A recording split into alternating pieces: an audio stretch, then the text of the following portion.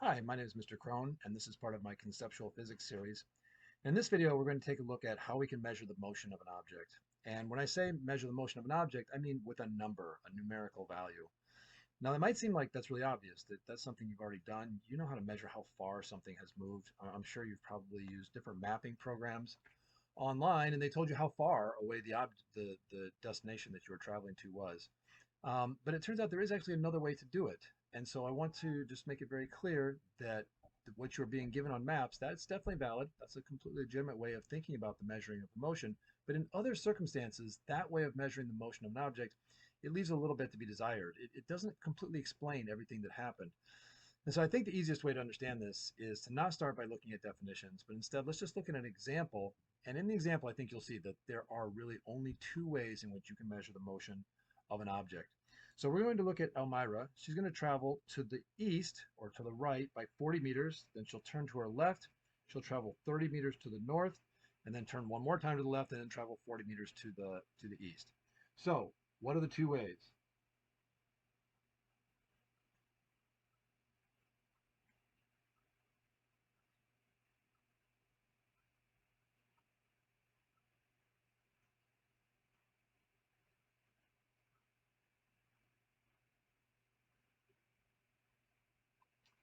So to measure the motion of an object.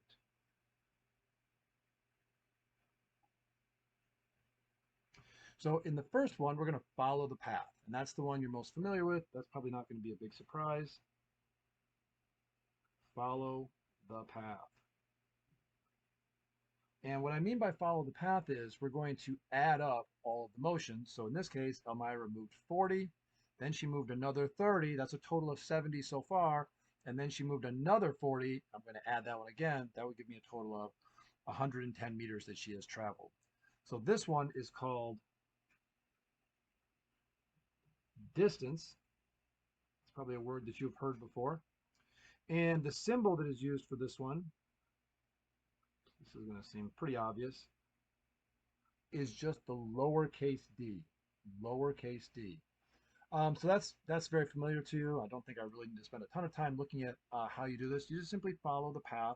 When we're looking at the diagrams, you'll see that they're oftentimes labeled. That makes it very easy for you to add up all of the smaller distances to get the total distance that a person has traveled by the time they got to the end of their trip.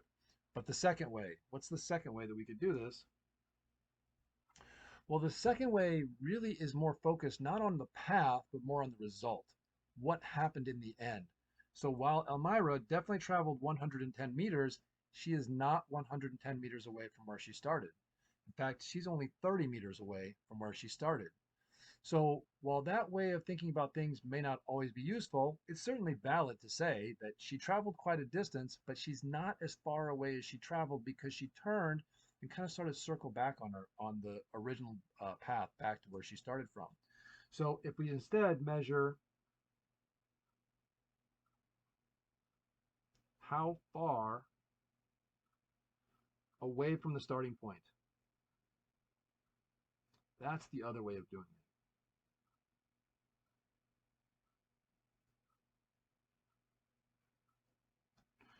That is actually called displacement. I'm going to slide this up just a little bit so you can see more clearly.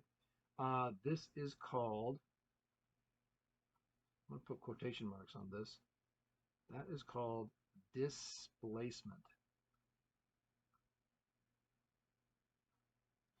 And that has a similar symbol.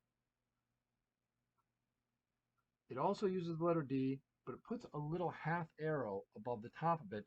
And the reason why we do that is just to indicate that this one is going to have direction. So while I know that Elmira is 30 meters away from where she started, I also know that if I only tell you 30 meters, that will not be very helpful because it could be 30 meters to the east, to the north, to the south, to the west, or in any other direction at an angle in a circle around that original starting point. So in order for displacement to really be useful, it must have direction also. That direction could be north, south, east, west. It could just be right or left. It could be up or down. It could be plus or minus. Plus to the right, minus to the left. Up is in the positive direction, down is in the negative direction. Most of the time we'll use positive or negative to indicate the direction of it, but there are lots of ways to indicate the direction. So let's write down for this particular example, what was the distance and the displacement? And then we'll go ahead and formally define what these two terms mean. So the distance we decided was 110 meters by adding up all of the smaller distances. And for the displacement, we know that we're 30 meters away, but we do also say what direction it was. I'm going to draw it on the original diagram. She is 30 meters to the north of her original starting point.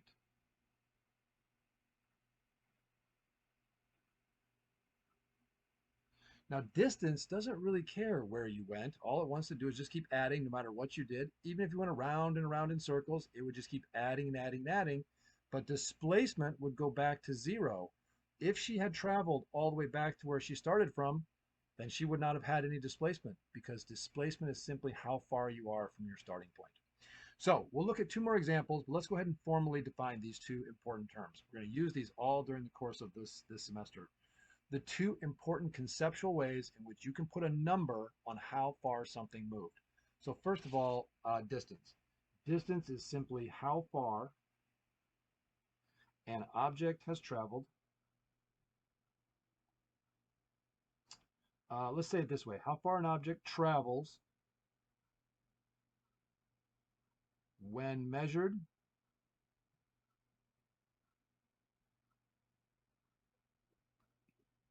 along the path. Okay, along the path that it traveled. Whereas displacement doesn't care about the path. It only wants to know the starting and ending point. So displacement is how far, so similar to distance, how far away an object is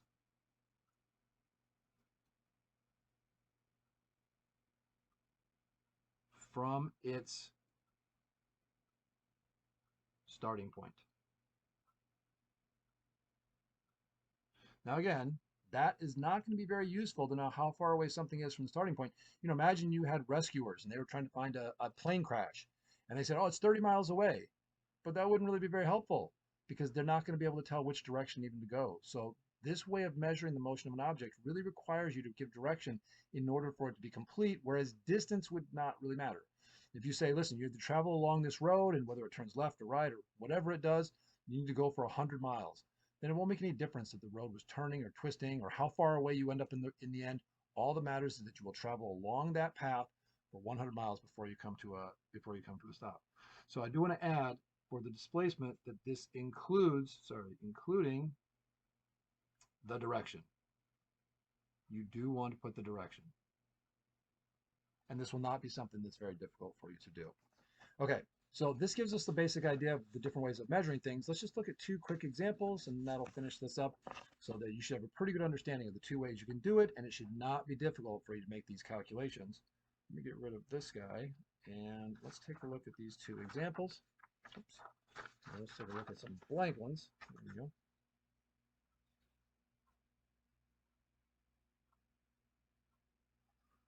Okay, so we're going to look at two different examples of people moving along a different path, and we'll come up with both the distance that was traveled and also the displacement that was traveled.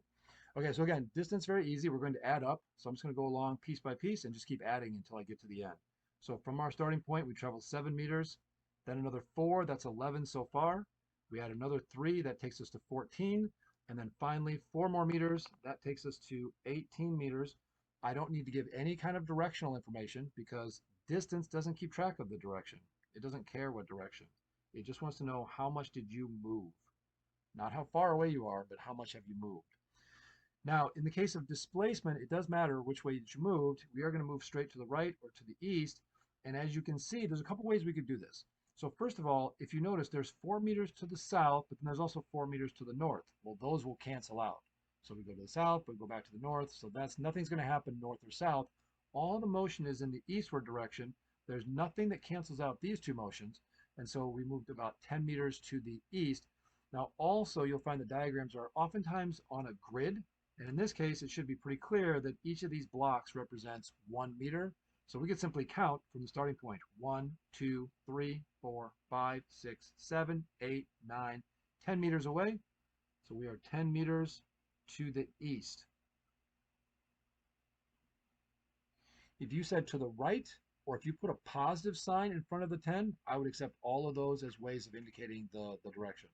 So if you want to indicate that something is definitely moving to the right, you would put a positive sign in front of it just to make it very clear you are trying to indicate the direction. Okay, so let's take a look at one that's many people would probably think this is being a little bit tricky. The starting and ending point are going to be at the same place. So perhaps, let me give you a scenario. Perhaps you're going to go visit your friend, but before you go visit your friend, you're going to go to the store to pick up something. Maybe drinks or snacks or something like that. So you leave your home, you travel to the store. After traveling to the store, you then travel to your friend's house who lives not too far away from the store. You stay there for a little while, and then now you need to go home, but you're not going to go back to the store. So now you go directly back to your house along the most direct route, and you return back to where you started from. So in the case of distance, again, very easy to do. We're just going to add it all up. Probably easiest, just do it in your calculator. Make sure you don't miss anything. So 8 plus 2 is 10, plus another 2 is 12, plus 3 is 15, plus another 6 is 21, and then finally with another 5 is 26. In this case, it's miles. We don't need to put anything to indicate the direction of it, but now we need to come up with what is the displacement. Well, in this case, there's really not much to do. It started here, it ended here. Therefore, there is zero displacement. And of course, this is the only case where you would not need to give a direction for that, because clearly if it's zero, then it has not moved at all, and therefore there is no direction to give. It might seem a little tricky right now, like what's the use of this? How useful could it be to know that something has zero displacement? But you'll see when we get into accelerated motion, that actually can be used to solve problems. You'd be surprised how much you can do by knowing that the final displacement of an object was zero. So that's it. That's how we measure our motion. We use these two different models, one called distance, which you are very familiar with, and one called displacement with, that you're going to get familiar with over the next couple of weeks. All right, guys, good luck, and I'll see you in the next video.